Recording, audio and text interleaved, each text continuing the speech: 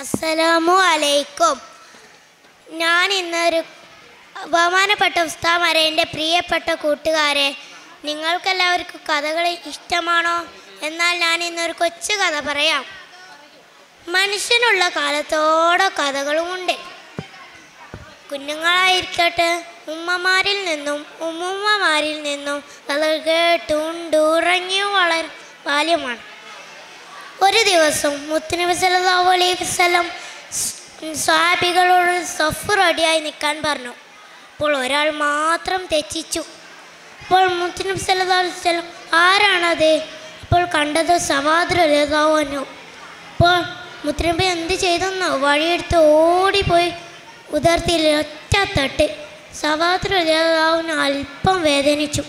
അപ്പോൾ സവാദ് റളിയല്ലാഹു അൻഹു പറഞ്ഞു, അങ്ങേ എന്നെ അടിച്ചപ്പോൾ എനിക്ക് നല്ലോണം വേദനിച്ചു, അതുകൊണ്ട് എനിക്ക് അങ്ങേ പ്രതികാരം ചെയ്യണം. അപ്പോൾ സ്വഹാബികൾ എന്ത് മുത്തുനബി സല്ലല്ലാഹു അലൈഹി വസല്ലമിനോട് പ്രതികാരം ചെയ്യണമെന്നോ? അപ്പോൾ ശാന്തമായ നബി സല്ലല്ലാഹു അലൈഹി വസല്ലം പ്രതികാരം ചെയ്തോളൂ.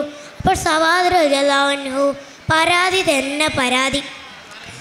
അങ്ങനെ അടിച്ചപ്പോൾ അങ്ങേൻ്റെ വസ്ത്രമില്ലായിരുന്നു, അതുകൊണ്ട് അങ്ങയുടെ വസ്ത്രം ഊരണം. അപ്പോൾ സ്വഹാബികൾ എന്ത് മുത്തുനബി സല്ലല്ലാഹു അലൈഹി വസല്ലമിൻ്റെ വസ്ത്രം നീക്കണം എന്നോ? സ്വഹാബികളുടെ കേമനായ നേതാവ് വാളിലേക്ക് ഉദിച്ചു. അപ്പോൾ ശാന്തനായ നബി സല്ലല്ലാഹു അലൈഹി വസല്ലം ഉദരത്തിൽ നിന്ന് വസ്ത്രം നീക്കി. അപ്പോൾ സവാദ് റളിയല്ലാഹു അൻഹു, എന്താണിത്? ഞാൻ മുത്തുനബി സല്ലല്ലാഹു അലൈഹി വസല്ലം എന്നോട് പ്രതികാരം ചെയ്യണമെന്നോ പറഞ്ഞ് ഇന്ന് ഞാൻ എൻ്റെ കൊച്ചു കഥ അവസാനിച്ചു. അസ്സലാമു അലൈക്കും വറഹ്മത്തുള്ളാഹി.